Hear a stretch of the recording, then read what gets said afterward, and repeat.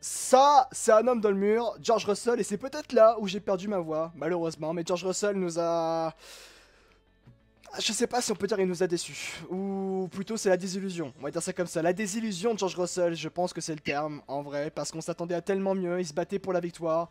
Est-ce que c'est un petit flop? On va en discuter, mais c'est un gros événement, et qui va certainement marquer la confiance de George Russell. Force à lui s'il arrive quand même à se relever de ça.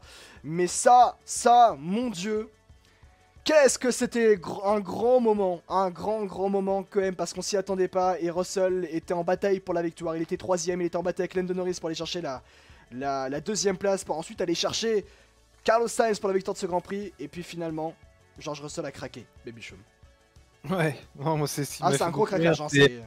Ce qui m'a fait rire, c'est le tour d'avant, t'as Lewis Hamilton qui fait ouais, ça serait bien que, Ouais. que Russell il accélère. Tour d'après, boum, bah voilà, t'as plus de problème Russell, t'es tranquille Lewis. Ouais. Mais ouais, non, c'est encore une déception malheureusement hein, pour Russell. Ça fait beaucoup. Ça fait beaucoup d'erreurs dans des moments qui comptent, dans des grosses places aussi. Et là, il n'y avait pas le droit à l'erreur. Là, il se met tout seul dans le mur pour ensuite aller taper le Tech Pro, c'est dommage. Il y avait des gros points encore une fois, des tirs groupés pour Mercedes comme ils ont l'habitude de le faire la plupart de la saison. Et là, non, c'est encore un coup dur pour Russell. Hein. Surtout qu'il fait le taf, l'arrêt est bon, mettre les médiums c'est le bon call, de remonter, tout ça, tout est bon. Et voilà, tout a été mis à la poubelle pour Russell sur une erreur et en toute fin de course. Donc c'est sûr que c'est terrible de voir ça, mais ça fait quand même pas mal d'erreurs malheureusement. Surtout qu'il a raison, Federico, c'est qu'il y a 20 points de perdu face à Ferrari avec ça. C'est vrai que Bah c'est oui. des points perdus, hein. On parle de cette course bien sûr, mais c'est aussi le championnat dans la globalité. C'est quand même 20 points de perdus de Mercedes avec cet accident-là sur Ferrari, où Charles Leclerc n'était pas réellement dans le coup, et là que Charles Leclerc reprend les points de Russell, presque, on va dire ça comme ça. Et ça compense avec la victoire de Carlos Sainz aussi d'ailleurs. C'était dur à voir. Oui, c'était dur à voir, mais je vais prendre un petit peu la défense de George Russell. Et comment dire, l'accident de Russell, oui, c'est son erreur, mais il faut aussi se rendre compte de la situation. Après, vous allez me dire, oui, mais les autres aussi sont dans les mêmes conditions, c'est vrai, y a pas de souci, mais voilà. C'est-à-dire que l'accident de Russell est très dommageable et surtout extrêmement regrettable. C'est de sa faute. C'est une faute de George Russell qui est là, ok. Mais, et j'en sais sur un mais, on est sur un George Russell qui fait le Grand Prix de Singapour, qui est en énorme bataille et qui est en énorme bataille pour aller chercher sa victoire en Formule 1. Cette victoire à Singapour en Formule 1. Et le fait qu'il ait bataillé, stratégiquement parlant, en rythme aussi, pour aller chercher Sainz, il fait un arrêt aussi également, juste faire comprendre que ce sont des sportifs de haut niveau. Ce sont même parfois, à mon sens, des surhumains, mais parfois, l'humain reprend effectivement le dessus dans ce genre de situation. On est en fin de Grand Prix de Singapour. On est en fin de Grand Prix, l'un des plus... qui est le plus dur physiquement parlant en Formule 1. Je rappelle, 35 degrés dans l'air, 50 degrés dans le baquet, avec 70% d'humidité. Les gars, dans la voiture, suffoquent. Suffoquent comme pas possible. Dans ces conditions-là, réussir à garder sa lucidité au niveau de la situation, c'est réellement exceptionnel. Ce sont des êtres d'exception à mon sens, pour réussir à garder sa lucidité dans ces moments-là. Mais sauf que problème, Russell a manqué de lucidité et a fait cette erreur-là. Et je vais plus excuser Russell de faire une erreur à Singapour dans une bataille pour la victoire qu'un Perez à Singapour qui se bataille pour la P11 et qui va aller attaquer d'une manière absolument lunaire Alexander Albon. Voilà, pour être très clair. C'est juste là, Russell était dans un état d'intensité vraiment très fort et je vais plus excuser d'une certaine manière Russell de cette situation-là. Mais alors oui, factuellement parlant, on est là à dire, factuellement parlant, que Russell a fait une erreur et ça lui a fait perdre un podium et ça fait perdre 20 points aussi également à Mercedes dans la bataille pour le constructeur avec Ferrari.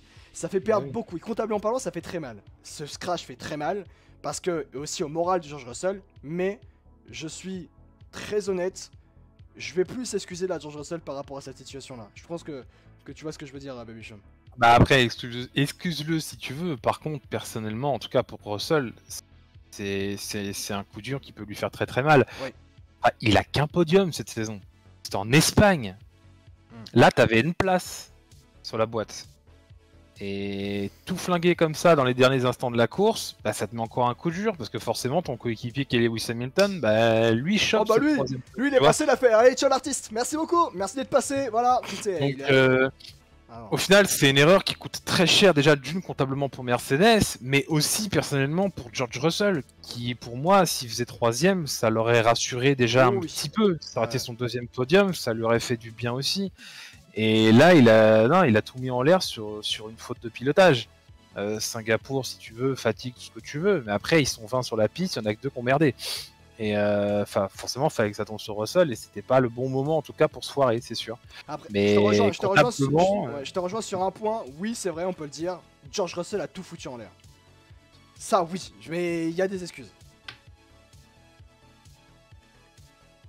Excuses. Enfin, si on dit que Bébou il est fatigué, oh là là, il a fait une erreur, faut pas le blâmer, frère. Bah non, mais c'est vrai, tu vois. Il a fauté. Il s'est mis dans le mur. Il y a un moment, je veux dire, on en a craché sur certains qui ont fait des erreurs bien moindres que ça, tu vois. Et là, il a mis en l'air des gros points pour Mercedes, il a mis en l'air des points pour lui. Oui, il peut que s'en vouloir à lui-même, en fait, tout simplement. C'est pas quelqu'un qui l'a sorti, c'est lui tout seul. Donc, c'est comme ça. Next, mais c'est sûr que voilà, ça le met pas non plus dans une situation super safe quoi et calme pour la fin de la saison. Alors, il va vouloir absolument remonter sur le podium le plus vite possible parce qu'il en a besoin, je pense, pour lui, pour se rassurer. Tu sais que Alka il dit un truc intéressant pour moi. Russell a un souci peut-être avec Lewis Hamilton car dès que les deux sont proches, Russell a tendance à vite partir à la faute. Et c'est ça aussi qui est peut-être intéressant de regarder, c'est que est-ce que quand Lewis Hamilton vient mettre la pression sur Russell, il est en train de dire ok, mon passion, mon energy, tu vois, il est en mode faut y aller là quoi, c'est là, faut vraiment que j'en fasse là, tu vois, et après mur. C'est un peu ça, tu vois. Ouais, peut-être, je sais pas, ouais, franchement, comment il a réagi à ce moment-là, qu'est-ce qui a aussi l'a conduit à cette erreur-là, est-ce que c'est une erreur d'inattention à avoir la pression de Lewis derrière, peut-être. Ça franchement, je n'aurais pas la réponse, mais la finalité c'est que ça coûte cher, ça coûte très cher. Très cher, effectivement. Mais l'erreur de base est de Mercedes qui, quand il y a Hamilton qui a bien plus de rythme sur la fin et qui demande pas à Russell de laisser passer, il y avait rien de mieux à espérer qu'une P3 ou P4. T'aurais laissé passer Hamilton, toi, par rapport à Russell? Ah non, jamais de la vie. Ouais, moi je pense pas non plus. Hein. Parce que Russell a toujours été le pilote le plus rapide du. Enfin, Hamilton a jamais été le pilote le plus rapide dans ce week-end de Grand Prix par rapport chez Mercedes en tout cas. Ouais, et puis même rapide ou pas, dans cette position-là de fin de course, et vu comment est le classement et vu comment ils sont close, je tente jamais le switch. Ouais. On est dans les tout derniers tours de la course, il y a un moment, tu veux la P3, va la chercher quoi. Donc c'est pour ça, même si Russell, tu estimes qu'il doit te laisser passer parce que tu aurais plus de rythme et que tu aurais peut-être tenté de laisser dépasser Norris ou je ne sais quoi. Non. Pour moi, il n'y avait aucune raison de laisser passer Hamilton. Ouais. C'est vrai. En course, Lewis était le pilote le plus rapide. J'ai quand même un doute là-dessus. Mais c'est vrai que, alors, ce qui est vrai, c'est que ça vient ruiner toute la course de Mercedes, enfin plutôt Russell vient ruiner toute sa course parce que, voilà, on va parler de la course de Russell en globalité, elle est très forte. Très forte quand même la course de Russell dans la globalité. Et c'est ça en fait, c'est l'énorme point noir dans cette situation, c'est de se dire putain, le mec a tout fait. Le mec a tout fait dans ce Grand Prix, il était pas loin d'échanger la victoire, mais voilà, manque de lucidité. Non mais voilà, c'est en plus ça, c'est que la strat Mercedes, tu vois, elle est bonne sur ce coup-là. Ouais. Elle est bonne de faire rentrer les deux, de mettre les médiums et d'aller tenter d'aller faire un double podium et même d'aller chercher potentiellement la victoire. C'est sûr.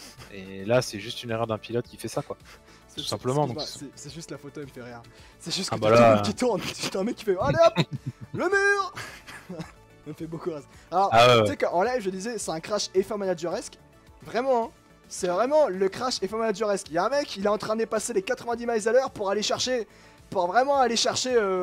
Pour aller remonter le temps, hein, visiblement. Hein, mais vraiment, c'est la une DeLorean, hein, vraiment, la voiture de Russell, là. Réel. De toute façon, à partir du moment où Sainz et Norris faisaient le train, il n'y avait plus aucun espoir pour les Mercedes. Bah, il y avait des moments où Russell pouvait dépasser Norris, hein. Il avait une petite opportunité. Il y avait une tentative, oui, où au final Norris a bien défendu sur Russell.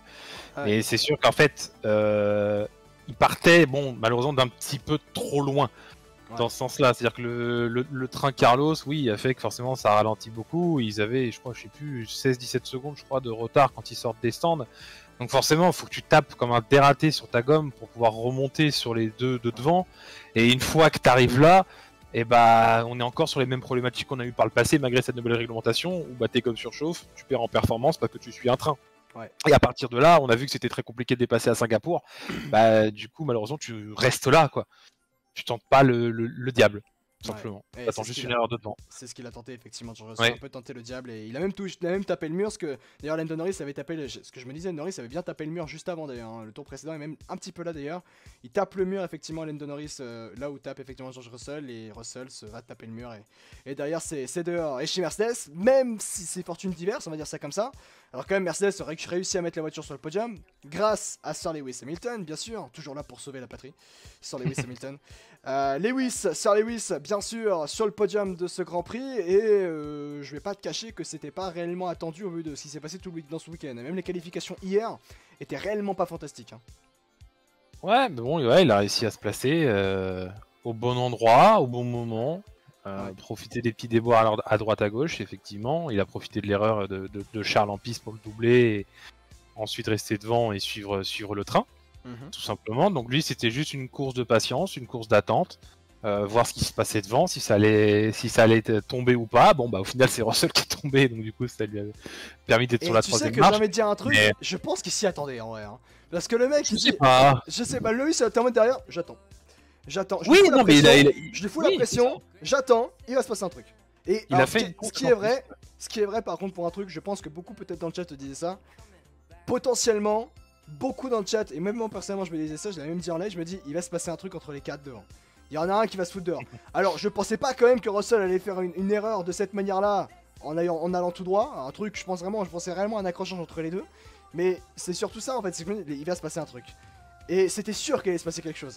Moi j'avais aussi une peur, c'est de me dire putain il y a quelqu'un dans les 20 pilotes là, enfin plutôt dans les 18 qui restaient, il y en avait un qui allait se foutre dans le mur et ça allait nous ruiner la bataille de fin de course. Et c'est là où on voit surtout, Luc comme le dit, c'est là où j'allais en venir, l'expérience de Sir Lewis Hamilton qui se dit ok, je fous la pression et j'attends. Il va se passer un truc. Et c'est pas moi qui ferai l'erreur. Ouais, c'est ça. Ouais. C'est juste, tu restes derrière, t'analyses, tu sais que c'est compliqué de dépasser, t'attends la moindre erreur de devant. Il y a un moment, on a même eu une petite frayeur au bout d'un moment quand à la radio Carlos Sainz nous dit mes pneus avant sont morts. Ouais, j'ai vu ça, je fais oulala. Non mais tu vois, la première pensée qui te vient à l'esprit quand tu vois ce genre de message, c'est putain il va bloquer ses roues à un freinage, ça va être terminé, tu vois. Et au final non, pas du tout, c'est Russell qui a fauté. Ouais. Mais voilà, Lewis en fait a été très très patient, c'était une course de gestion pour lui, qui est resté au contact des gars de devant. Et voilà, il a pas voulu non plus chercher le diable. Je veux dire, son message à la radio vis-à-vis de Russell, c'était pas je vous donne l'ordre de me laisser passer devant Russell. Non, c'est juste de dire bon, s'il pouvait accélérer un petit peu, ça serait bien. Mais c'était pas dans l'optique non plus de vouloir presser et d'aller gagner à tout prix cette course, c'était de bien se placer et d'avoir le meilleur résultat possible, en tout cas pour l'écurie. Et c'est ce qu'il a réussi à faire du coup avec cette troisième place. Et c'est là aussi on voit ce Grand Prix, et c'est là où je voulais en venir aussi, c'est-à-dire que putain, c'est là où on voit que finalement.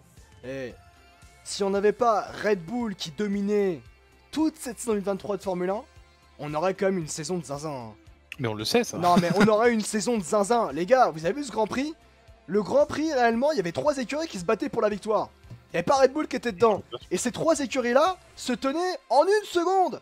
En une seconde, on aurait eu une saison de malade. Mais et sans compter même peut-être Aston Martin aussi au début de saison. Et si on avait eu Aston Martin au début de saison, le Aston Martin début de saison, maintenant dans ce Grand Prix, ça aurait été 5 écuries du coup qui se battaient pour la victoire. Avec Red Bull aussi potentiellement du coup. Mais ça aurait été juste fou. Et c'est là où il y a un petit règle de se dire, punaise, pourquoi vous n'avez pas aussi bien travaillé pour rejoindre Red Bull? Parce que là, réellement, on avait Hamilton, Russell qui se battait pour la victoire. Norris qui se battait pour la victoire. Leclerc aussi, on peut dire d'une certaine manière, qui était dans la bataille pour la victoire. Il y avait Sainz aussi qui se battait pour la victoire, et qui a gagné du coup ce Grand Prix de Singapour. Tous ces pilotes-là se battaient pour la victoire. Ils étaient tous proches. Et j'ai même envie de dire, Verstappen, et on avait vu ça avec Baby Chum juste avant le début de ce live, il restait 3 tours, Verstappen, aller chercher quand même aussi le trio de tête. Hein, parce qu'il était pas loin d'aller dépasser Charles Leclerc à la fin du Grand Prix. C'est là où on se dit... À 2 dixièmes. À 2 dixièmes, ouais. C'est là où on se dit, mon dieu, mais quelle saison de zinzin on aurait eu s'il n'y avait pas eu Red Bull ou la domination de Red Bull. Dans le sens où là, on aurait eu 3-4 écuries qui se battaient pour la victoire, qui se battraient même pour la victoire à chaque Grand Prix.